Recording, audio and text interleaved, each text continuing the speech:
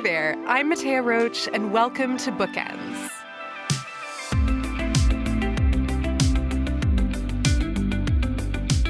When Paula Hawkins stopped writing under a pen name and switched from writing romantic comedies to thriller novels, she wrote The Girl on the Train. You may have heard of it. It was the hit novel that went on to become a Hollywood film starring Emily Blunt. That was 10 years ago, and ever since, Paula's been writing bestseller after bestseller. Now she has a new book out called The Blue Hour. It's another thriller set in the art world, and it focuses on a reclusive painter named Vanessa Chapman. After a shocking discovery is made at a posthumous exhibition of Chapman's work, dark secrets begin to emerge. The Blue Hour is not just about art.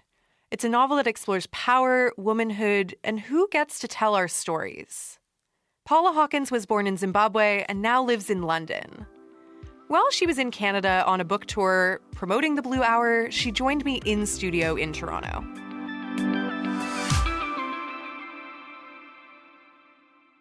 Hi, Paula. How are you? I'm very well, thank you. Thank you for having me. Yeah, thank you so much for coming in. The first thing that I wanted to know when I was reading the plot synopsis for The Blue Hour was, what drew you to the art world? What makes this an interesting setting for a thriller novel? Well, I mean, I was drawn to the art world mostly by the fact that I like art. I'm interested in art. I'm interested in the lives of artists. But it does seem to me that it is very rich territory for fiction because it's quite opaque, the art world. It's mysterious in some ways. A lot of us don't really understand how it all works. Artists seem quite glamorous figures, quite mysterious figures themselves. But there's so much scope for conflict, I think, over things like legacy, about who gets to interpret what an artist's work means after they're gone. Even while they're still around, you have people, giving their views on giving their interpretations of what a piece means or what have you.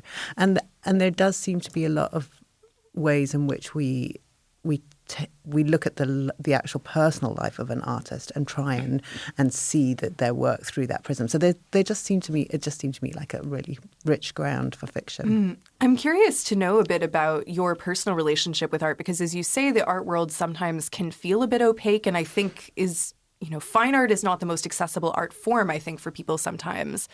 So what got you into art, and was there any interesting kind of research and deep dives that you did while crafting this novel?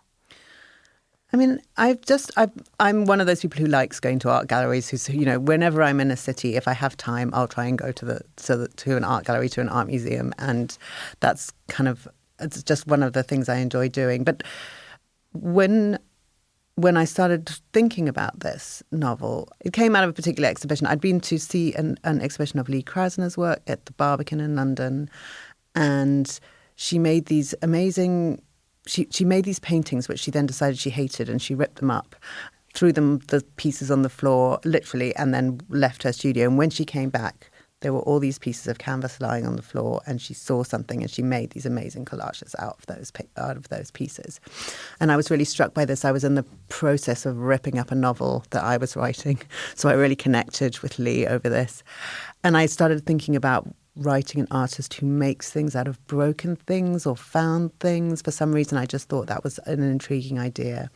So I wanted to write about someone who does something like that.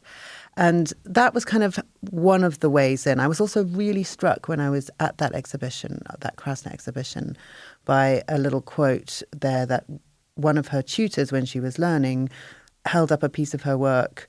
And this was supposed to be a compliment. He said, "It's so good you wouldn't know it was done by a woman." And that really struck me as well. So I was thinking about that. I also, I read, there's a fantastic biography of Barbara Hepworth, the British sculptor, that I read. There's a wonderful memoir by a British painter called Celia Paul that I read. So I sort of read about the lives of these people, the lives of these women, about also, O'Keeffe, Agnes Martin. I listened to lots of podcasts. It was just really, there was so much I felt that I could draw on as inspiration. And honestly, I'm usually a terrible researcher, but I loved researching this novel. Well, let's talk then about this main character, I guess one of three kind of central characters in the novel, Vanessa Chapman, who's this famous artist. She had this notoriously unfaithful husband who went missing at some point prior to the events of this novel. And we mainly learn about her through her diary entries because in the sort of present-day action of the novel, she's recently passed from cancer. Her work is being shown sort of after her death.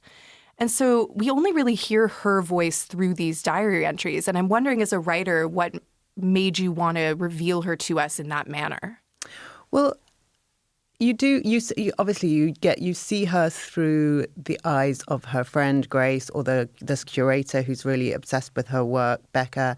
But I did want the reader to actually hear her voice. And I had been, as I say, reading about artists and reading like excerpts from journals that artists wrote, process journals and letters. And I just thought there's a lovely way that artists write about their work and discuss their work. And so I wanted to get a bit of a flavour of that into the novel without going too far, because I know not everyone has the same appetite for art chat that I do. But anyway, I did want you to be able to hear her voice and to get a real sense of who she was and what she loved about the place she lived and what she loved, what interested her. Now, as you mentioned, Vanessa, she does a number of different kinds of art. She does traditional painting. She also does these found materials sculptures. And the book kicks off with this email that's sent by a forensic anthropologist about one of her sculptures. He's just visited the Tate Modern and seen it. Can you describe for us what this sculpture looks like and what's interesting about it? So the sculpture is... as I say, it's some found objects. There's some ceramic in it, there's some wood in it, and there's some bone. And it's all, these pieces are kind of arranged and held together by wire. There's also some gold leaf. It's all enclosed in a glass box that Vanessa made and put together. So the case is part of the piece.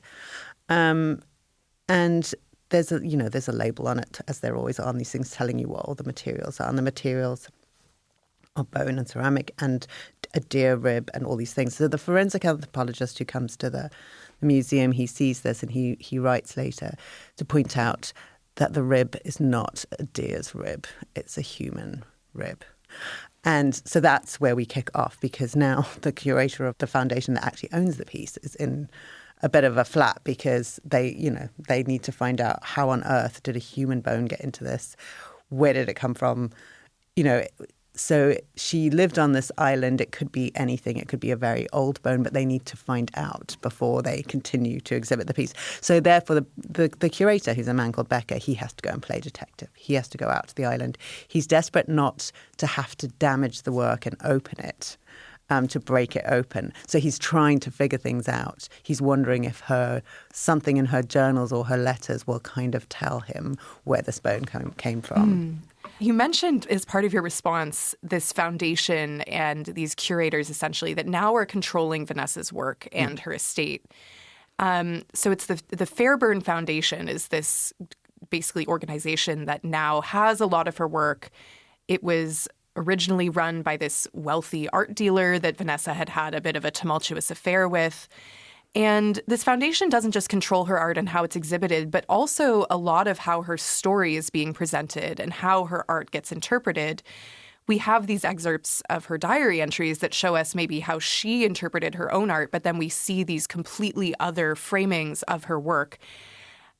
I think this has a lot to do, I guess, with patriarchy and specifically the way that women artists have their work perhaps reinterpreted by people who end up owning a lot of that work after they're gone. I'm wondering whether you have thoughts on who should get to tell the stories of artists and their work, and about this sort of arena of competing interpretations that we sometimes see about art.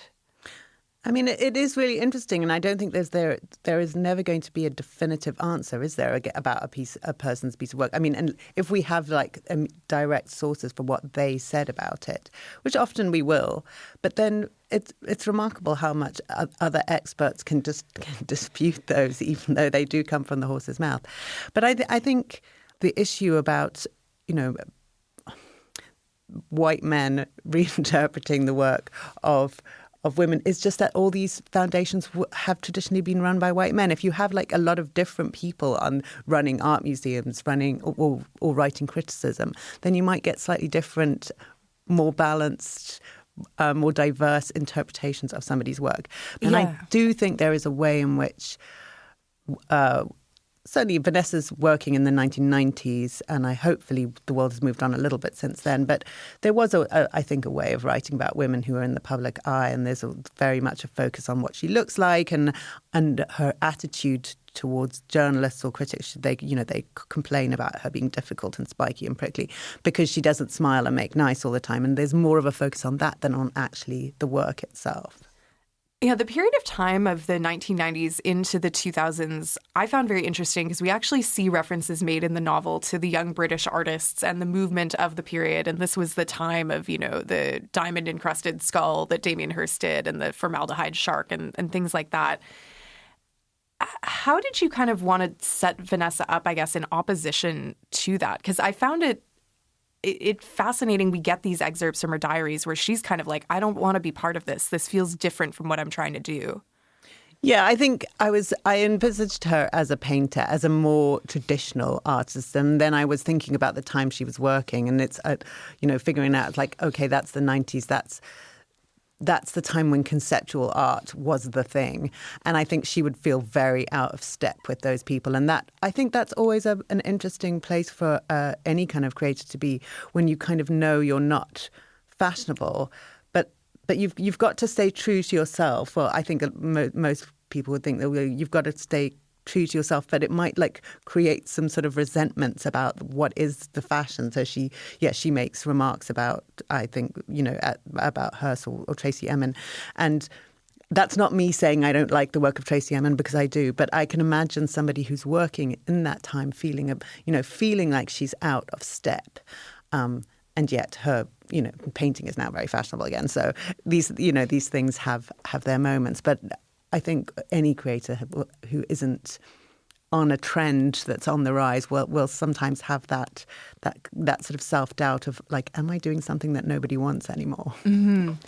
And Vanessa, a lot of the stuff that she does, I mean, I would characterize it as being kind of traditional. She's a landscape painter, and that's some of what she's the most invested in. And throughout her diary entries, we see that she moves out to this house on Aris Island, which is super isolated. It's constantly threatened by storms. It's only accessible when the tide is out. She does a lot of paintings of views from this island. And it was a fantastic setting to have as part of a thriller, because it had a real just eerie vibe with the isolation and the weather and all of these things. What were you trying to sort of set up with this island? What made you want to include this as part of the setting?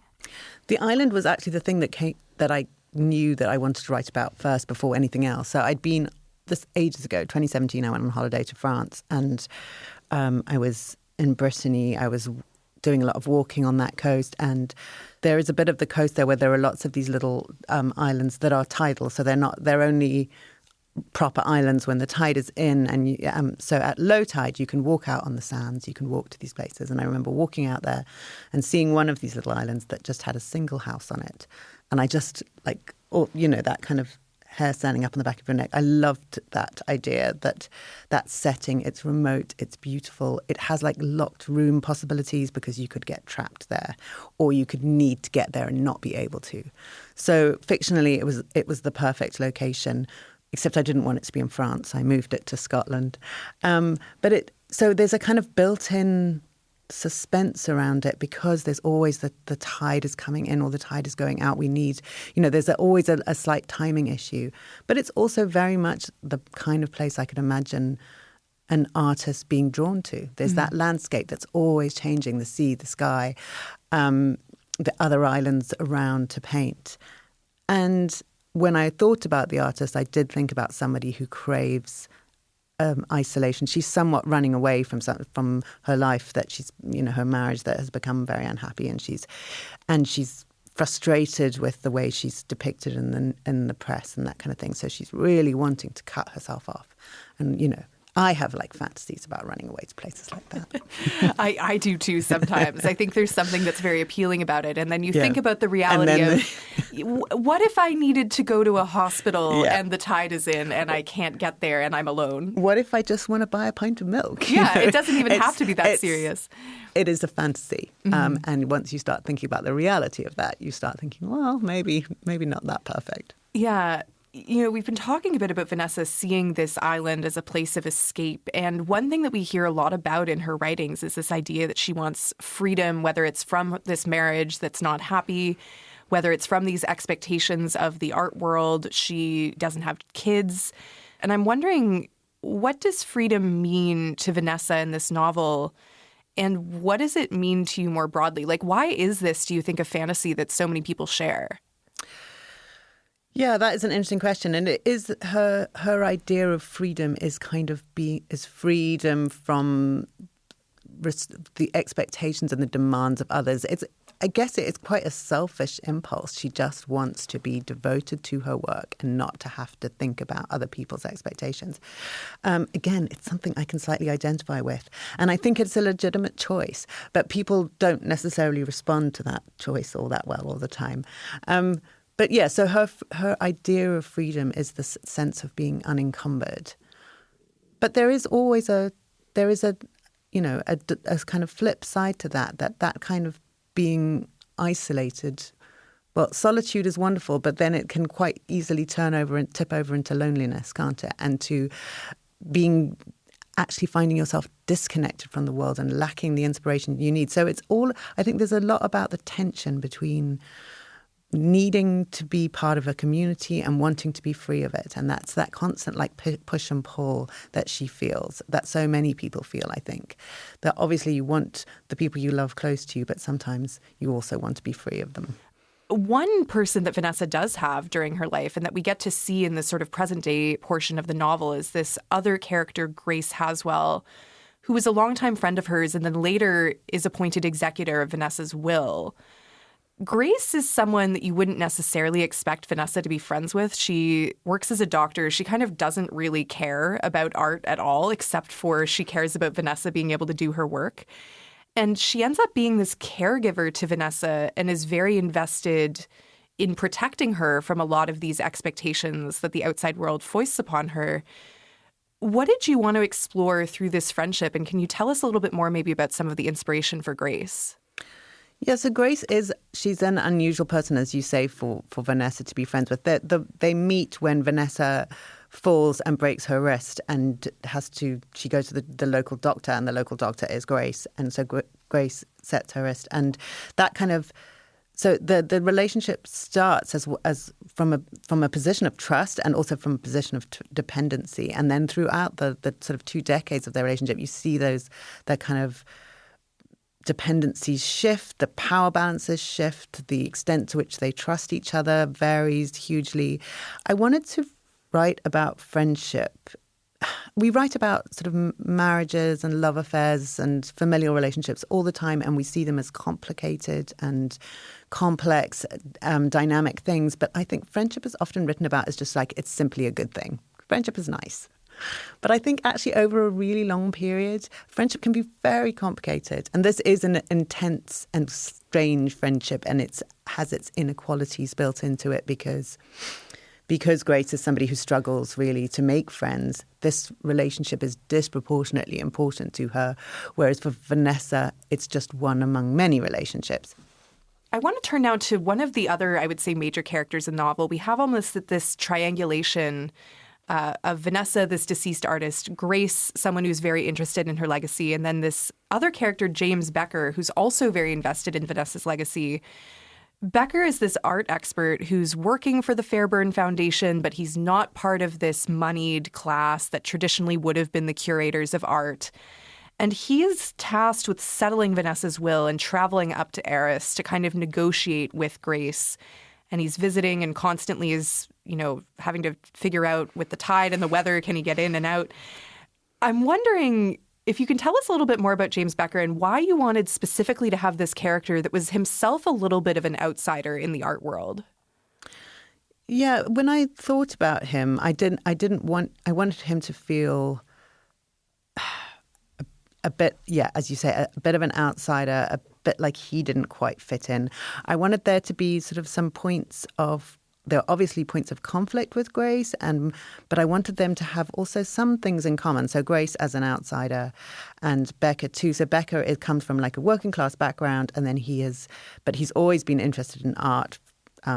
We learn a bit about his background. Anyway, he particularly is interested in Vanessa's work, and he has found himself working at this foundation. The art world in Britain remains incredibly posh, so most of the people that you meet are pretty moneyed and what have you. So he's working there, and as you say, he kind of feels out of place, but he also feels slightly superior to everybody because he's worked to get where he has. He actually feels like he knows things. He's the expert.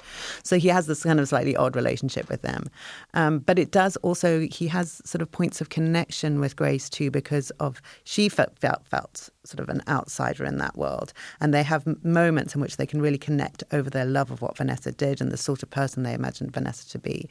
So I wanted there to be lots of different ways in which their relationship might function according to, what they're arguing about, what they're talking about at a particular moment.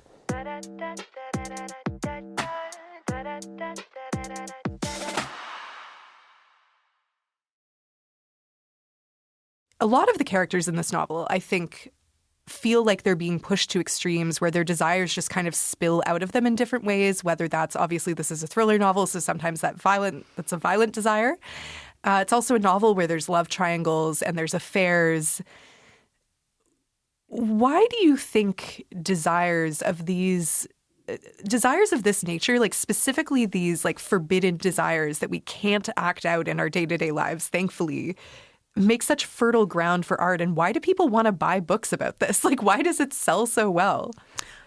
I mean, there is an element of exploring extreme emotions in kind of a safe space, isn't there? And it is intriguing to imagine yourself into a life in which the stakes are that they are so high and which people are kind of behaving pretty badly a lot of the time and following their desires and not maybe restraining themselves in the way that they ought to. I think it's very compelling to imagine, a life like that.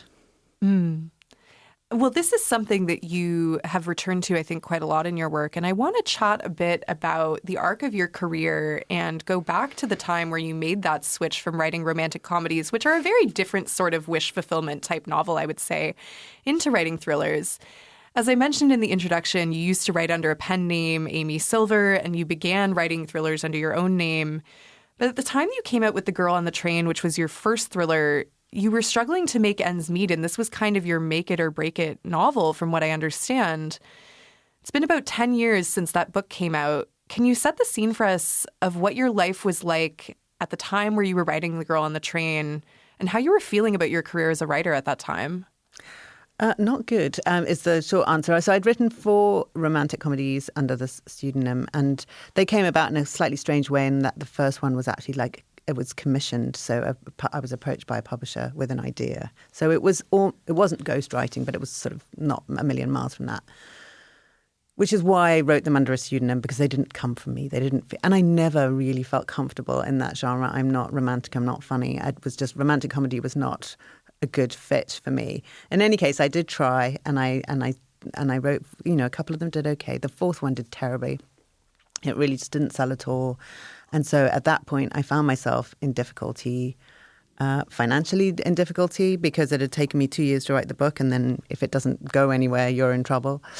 I was feeling pretty low about myself, feeling like a failure, and feeling like actually maybe I wasn't going to be able to be a fiction writer.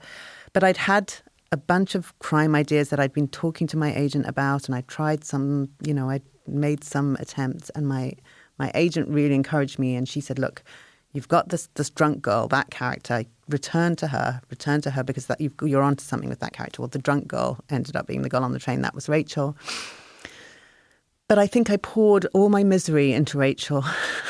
My sort of self-doubt and self-loathing at the time went into creating a character, a person who feels awful about herself a lot of the time. And I knew the moment I started writing it that it was a much better fit for me writing this much darker, bleaker storyline.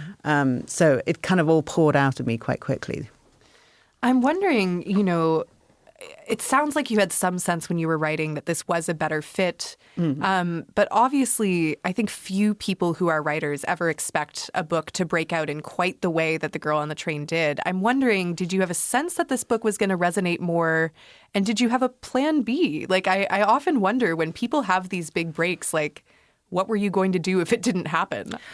I mean, I didn't have a plan. Well, I guess the plan B would have been I had to try and go back to journalism, which is what I worked in before. But I didn't want to anymore. I felt like I'd kind of left that behind me, and I didn't. So that would have been the plan B. I was extremely lucky. It's one of those strange things that there's a kind of alchemy, I think, to a book that becomes big. No one can really put their finger on exactly why that book became that big. And it's, timing and good publishing and luck and all sorts of things combining in one moment. Did you feel at all a sense of pressure after The Girl on the Train was released and did so well that you had to then do something to kind of match that success? Like, did it then create sort of a separate kind of anxiety in your career as a writer? Oh, it definitely did. But I mean, I think I always think that, like, I need a kind of anxiety and a bit of fear to keep me going, to drive me forward. I think it's quite necessary. But it was, yes, as you say. So then, having done that, having had that success, there was now a new problem, which was that people were, wanting to see what I would do next. They were waiting to see what I would do next. I didn't for a moment ever think I would top the commercial success of The Girl on the Train, because I just won't. But I did feel like all eyes on me, and that made writing the next novel really quite difficult. And it was also made difficult by the fact that I was touring all the time. And I like to write sitting at my desk, quiet, completely undisturbed. I'm not the kind of person who writes well in hotel rooms and airport departure lounges. So the whole process of getting the second novel done was pretty fraught.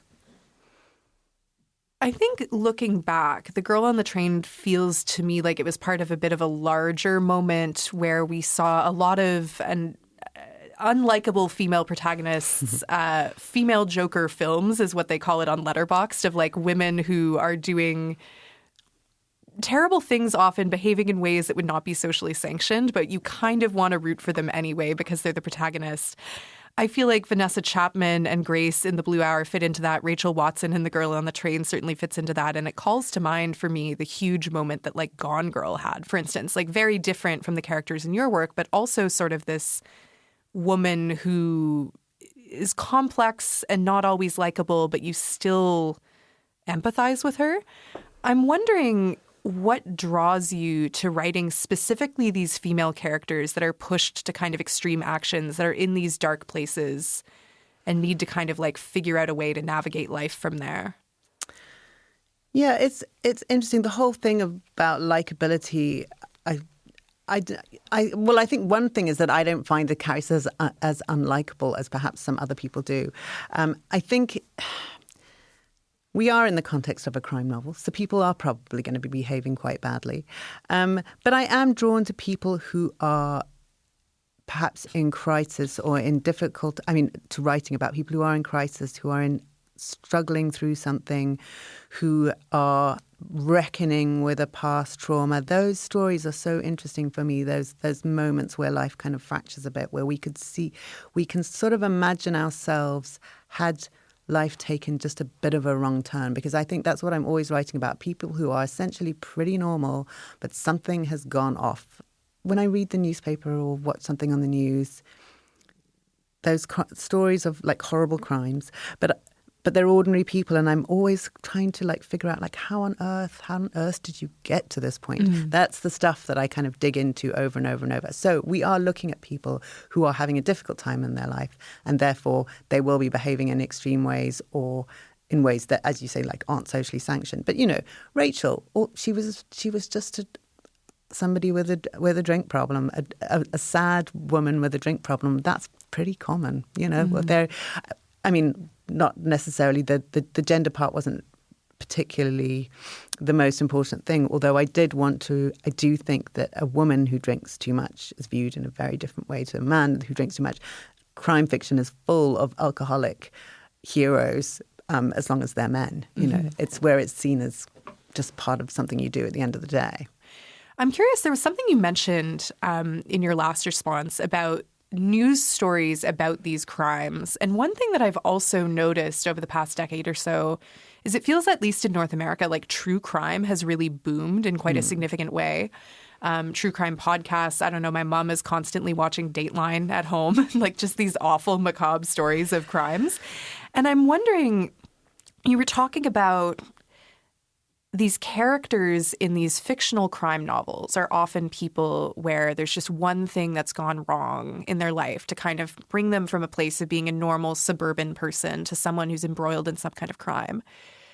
That, to me, really feels like a lot of what is appealing to people about these true crime products as well. Like, it almost feels like there's this sense of if you can kind of study these plots and see like what's happening to people, you can maybe avoid making the one fatal mistake that would put you in a really bad situation.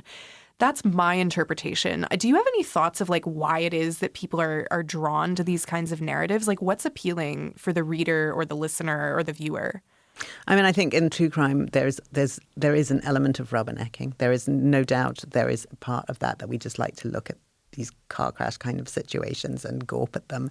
But I think, yes, more than that, there is also a sense of these people could be your neighbours, they could be your colleagues, they could be anyone, they could be people you know. There's something both thrilling and horrifying about feeling that you might have brushed close to something really, truly terrible.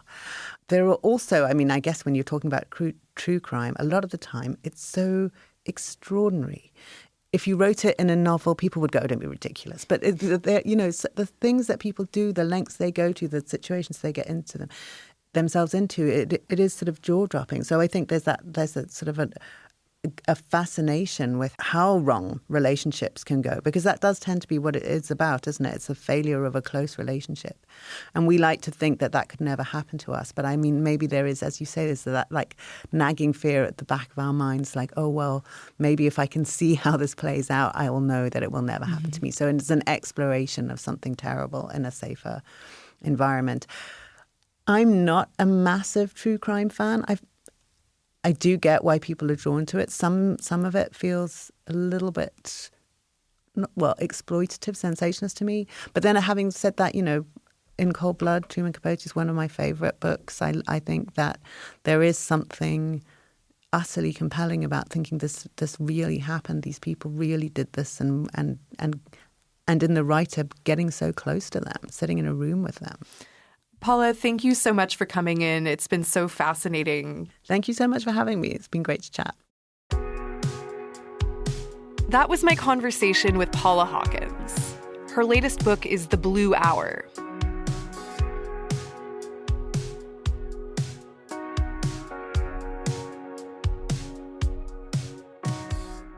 This episode was produced by Liv Pasquarelli. Our senior producer is Jacqueline Kirk, and our executive producer is Aaron Balser. I also want to shout out our audio techs and the wider CBC Books team for everything they do to make sure this show gets to air every week. I'm Mattea Roach, and this is Bookends. You can tune in on Sundays and Wednesdays on CBC Radio, or you can follow the show on the podcast app of your choice. Thanks for listening, and I'll see you next time. Because when the book ends, the conversation begins.